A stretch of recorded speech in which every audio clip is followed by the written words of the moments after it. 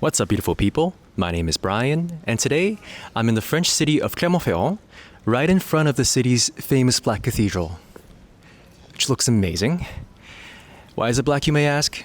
Well, it's because it's built from volcanic rock that's native to the region, and it's the same volcanic rock that filters Volvic's mineral water.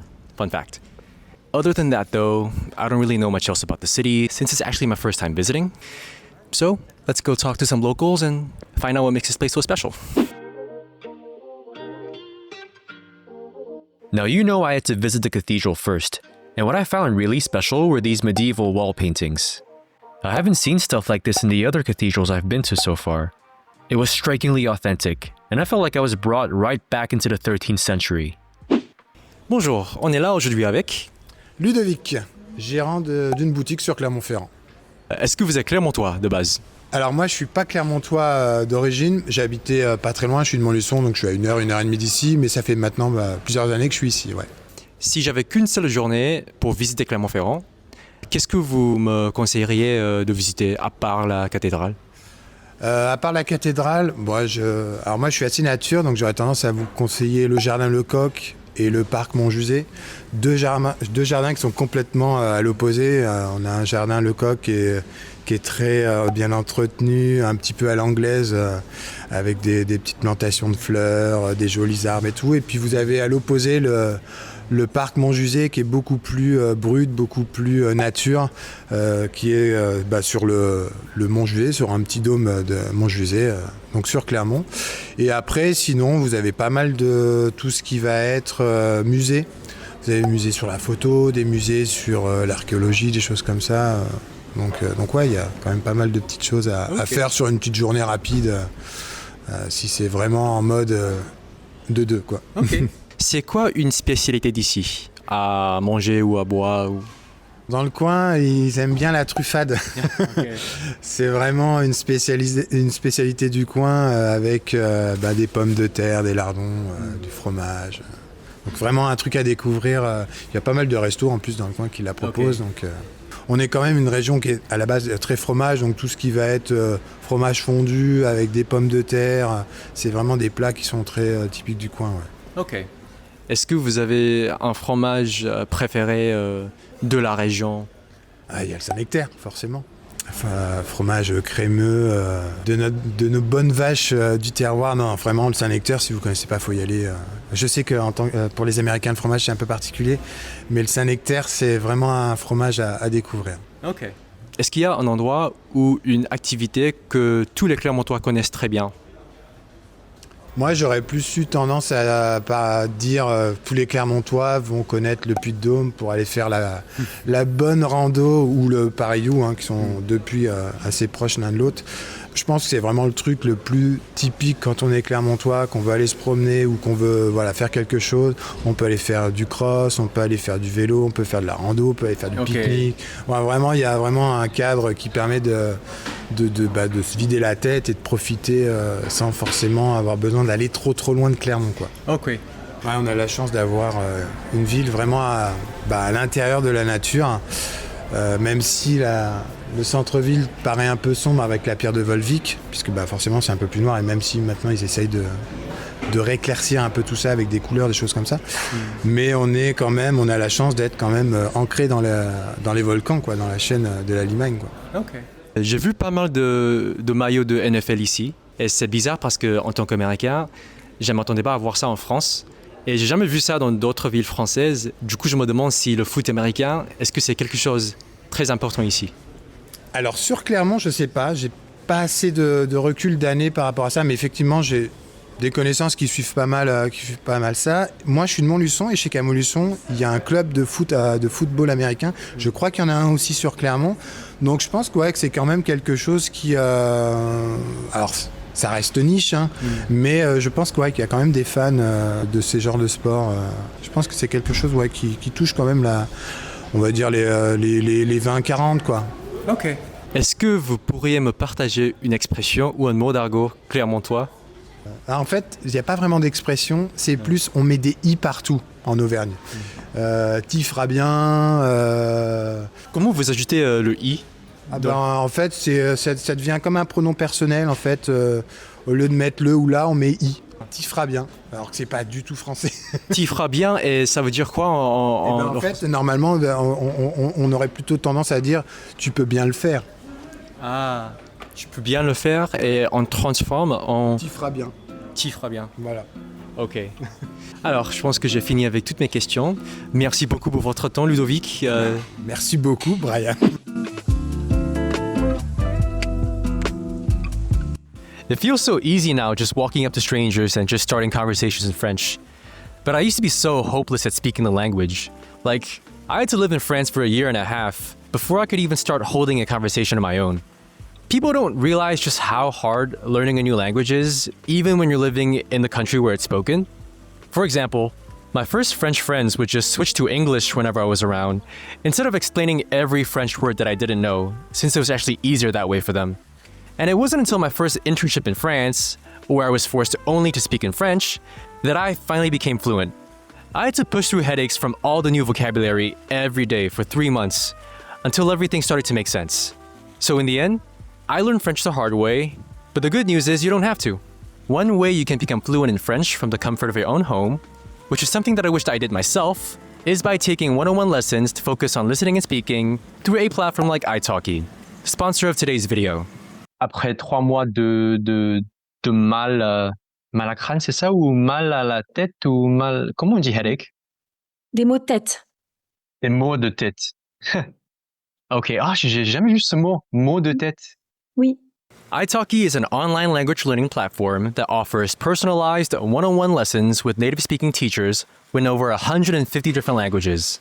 By getting more practice through real conversations and actually using your target language, and with real-time feedback and guidance from language experts, you can seriously speed up your progress in listening and speaking. The platform is super easy to use, with over 1,000 French teachers to choose from, many of whom are also certified in English. You can easily find the right teacher with the right approach for you. You also have total flexibility since there's no subscription required. Instead, you pay per lesson, which means you can learn at your own pace with zero pressure. You can even try italki Plus with a 1-month free trial, which is an optional premium feature that gives you AI-powered tools like instant lesson summaries, personalized exercises, and progress tracking to help you stay consistent and learn faster. Click the link in the description below to start your language learning journey with italki. You can use my code Brian8 when you sign up and buy your first $10 worth of italki credits to get another $5 for free to put towards your first lessons. This offer is only available for the first 50 people though, so make sure to act fast if you don't want to miss out. With all that said, let's get back into the video. So we're at the city's main square, where there's a statue dedicated to Vercingetorix. The city really tries to honor him because he's from here and he defeated Caesar in a major battle nearby. They even named a parking lot after him. Bonjour, on est là aujourd'hui avec... Jérémy. Est-ce que vous êtes clermontois de base? Oui, je suis clermontois. Je suis né à Clermont il y a 40 ans. J'ai fait un petit détour en Alsace et je suis revenu à Clermont. Ok. C'est quoi les spécialités clermontoises? Ah bah, vous pouvez... déjà, il y a le fromage. Ok. Vous pouvez, là, on a du Saint-Nectaire, on a des AOP en Auvergne, mais notamment, vous avez le fromage de Saint-Nectaire. Après, vous avez du bleu, de la fronde d'Ambert, du Cantal. Enfin, voilà, on est vraiment autour des spécialités. Après, en termes d'alcool, on peut avoir de la gentiane. C'est fait à partir de racines de gentiane et qui va être fort sur l'amertume. Mhm. Et puis vous avez aussi la verveine, qui est un petit digestif à base de plantes et qui permet justement de se rafraîchir. Et là, on a tout un espace. Vous avez des lentilles qui viennent du Puy-en-Velay, la potée auvergnate, saucisses lentilles, enfin de la truffade bien sûr en pot. Okay. En fait, c'est tout des plats typiques de la région. Pour vous-même, c'est quoi votre plat et boisson préférée? Moi, j'aime beaucoup la truffade. Personnellement. Après, une boisson accompagnée. Alors moi, je suis un fan de bière. J'ai vécu en Alsace, donc je suis un fan de bière et les bières clermontoises. On peut trouver vraiment. Il y a un panel de choix qui est assez important et on peut vraiment trouver quelque chose qui peut plaire pour l'ensemble des repas. Ok, mais clairement, ça reste plutôt une ville de vin, c'est ça? C'est en train de devenir, mais il y a beaucoup de brasseurs, donc c'est vraiment un mix des deux.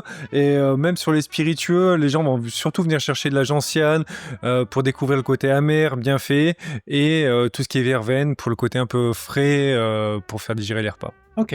Est-ce qu'il y a un endroit, par exemple un restaurant, un bar, un parc ou une activité que tous les Clermontois connaissent très bien?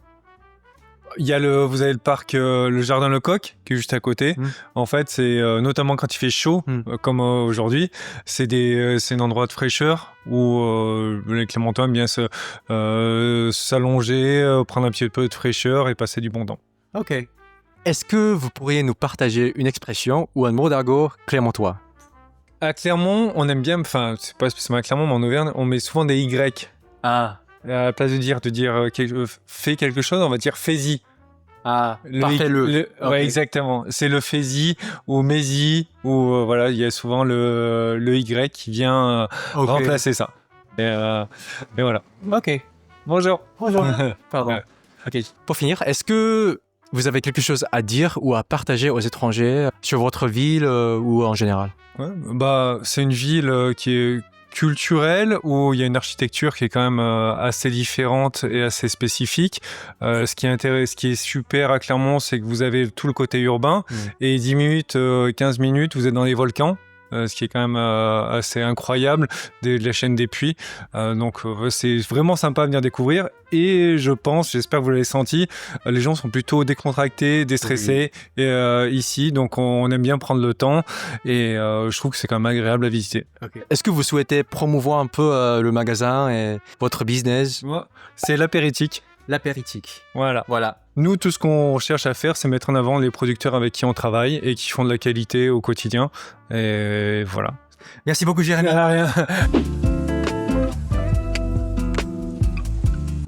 So this is an ad for diapers that says, absorb the Mississippi River. Man, I love silly stuff like this. Only in France, though. Besides the cathedral, many other buildings are built from volcanic rock as well. Even the city hall, as you can see here. Bonjour. On est là aujourd'hui avec Émilie. Là, on est à Emma's Bookshop. C'est une librairie qui a été créée il y a 4 ans. Donc, c'est une librairie internationale. Et il y a principalement 5 langues, beaucoup d'anglais, parce que c'est ce qui est le plus demandé, de l'espagnol, du portugais, de l'allemand et de l'italien. Après, il y a d'autres petites langues dans des méthodes de langue, des lectures accompagnées, mais principalement, on est sur de l'anglais, espagnol, portugais, allemand, italien. Et du coup, il y a un peu de table parce qu'il y a une partie café. Et ça, c'est vraiment quelque chose qui me tenait à cœur quand on a créé la librairie, d'avoir un espace café qui rend en fait la librairie beaucoup plus chaleureuse. Ça venait d'où en fait le concept? L'idée c'est que en fait je l'ai créé avec une amie qui ne travaille plus ici maintenant et en fait ça vient d'un manque personnel. Sur la ville de Clermont, on avait du mal à se procurer des livres dans les langues dont on avait envie. Du coup, on a fait une étude de marché pour voir si ça manquait aussi à des gens et il s'avère que oui. Donc ça part vraiment d'un manque perso et donc on a créé ça ensuite. Ok. Est-ce que tu as un parcours international? Moi j'ai étudié un petit peu l'anglais à la fac. Après j'ai fait métier du livre et après je suis partie vivre 2 ans au Canada. Et après j'ai un petit peu voyagé, mais ma plus grosse expérience à l'international c'était le Canada. Québec? À Québec, ouais. Ok. Donc tu parles anglais alors? Ouais, je parle anglais. Ok. Est-ce que tu veux qu'on continue l'interview en anglais? Yeah, sure. Okay. So there is a market here in Clermont, like even for books that are not French, as you were saying. Yeah. There's a big university, so many students are studying different languages or international students. There's also Michelin, which is very popular for tires. Yeah, they're headquartered here, yeah. Yeah, and so many international family, but there's also like French people are really interested in English, Spanish, Italian, Portuguese, German books, especially English books. Yeah, we got a lot of younger people that are really into English books right now. Okay. So it sounds like there's a lot of international people here, right? Like the expats in Michelin, international students, you said? Yeah. What kind of international people are there? Like more Americans or more from the Chinese, Vietnamese side? I don't know, other Europeans? We organize book clubs here, and like maybe 1/3 of people who come to the book club are French. Otherwise, it's like English, American, Mexican, Chilean, German. I can't really pick one nationality. Okay, so it's a good mix. It's a Yeah. During summer, there's a lot of tourists, and there's a lot of Dutch and German people here. Okay. Yeah. Yeah, no, I saw like a bunch of Dutch people when we were walking through town just now, so I think that's true. Yeah. I think that sometimes they're visiting the area, but sometimes they go to Spain, and this is the like stop between Germany and Netherlands. They Okay. told me that. Okay, that makes sense. Yeah, You know what? yeah. Something interesting. I had the impression that Clermont-Ferrand was just like a small city in the middle of nowhere in Yeah. France. No one comes here, and then I visit, and then it looks really international. Surprisingly, yeah. Yeah, I think if you ask, like, especially Parisian people, and if you talk about this area, it's like middle of nowhere, and then there's a lot of cultural events or things aside the countryside and hiking. As a Clermontoise, Yeah. what's your favorite dish or your favorite drink here? A dish would be. Oh mince, je sais pas. Oh, Maëlle, c'est quoi qu'on mange là, tu sais, avec les patates et le fromage? La truffade. La truffade. So I'm gonna.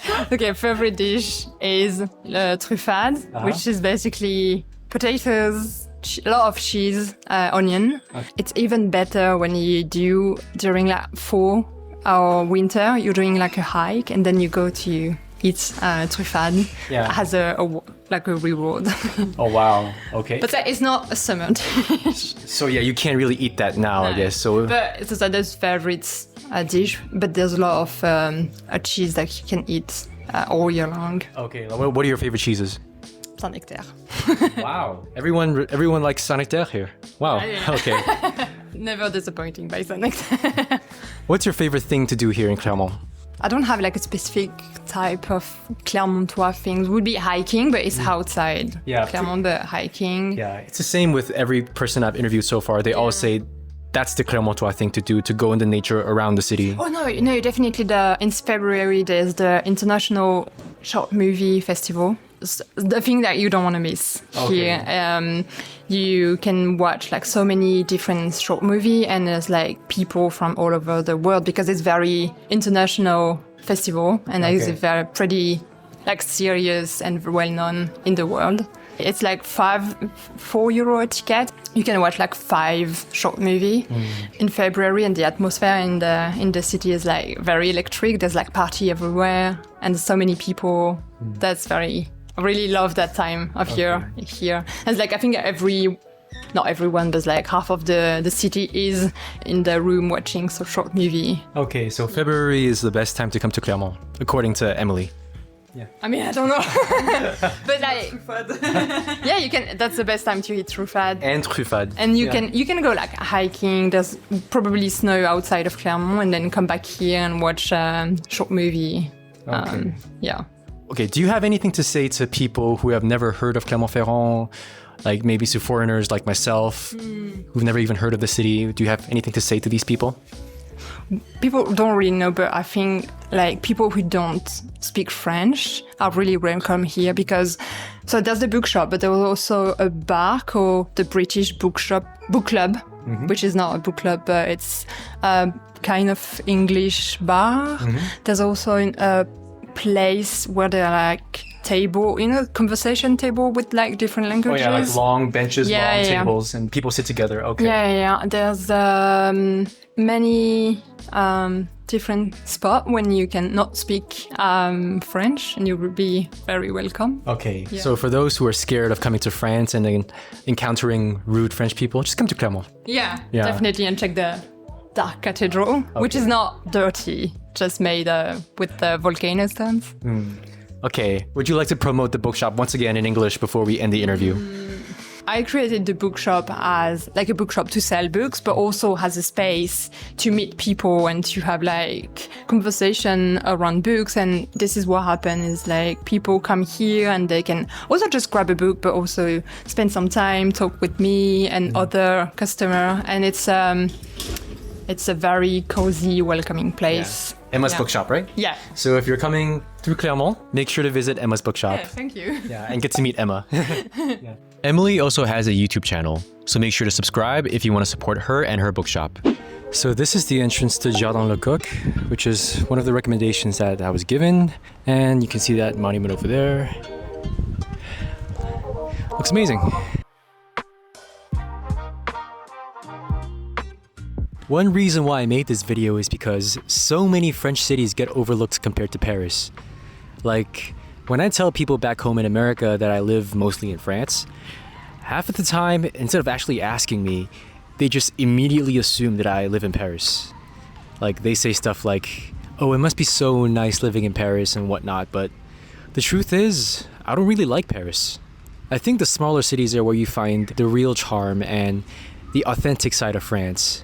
And I hope that by putting these videos out there, people learn that France is way more than just Paris or Nice. I hope you guys had fun visiting Clermont-Ferrand with me today. I didn't get to film as much as I wanted to because it's so hot today. Like, it's 37 degrees Celsius right now, and in Fahrenheit, I think that's probably somewhere in the 80s or 90s. Anyways, please let me know what you think in the comments down below. And if you're from Clermont-Ferrand, let me know if I missed anything. And don't forget, if you want to start learning French on italki, make sure to use my code BRIAN8 when you buy your first $10 worth of italki credits, and you'll get another $5 for free if you're one of the first 50 people. I do plan to make more videos exploring smaller cities in France, so if that's something that interests you, make sure to subscribe and stay tuned for that. And I think that's all I have for you today, so until next time, have a wonderful day.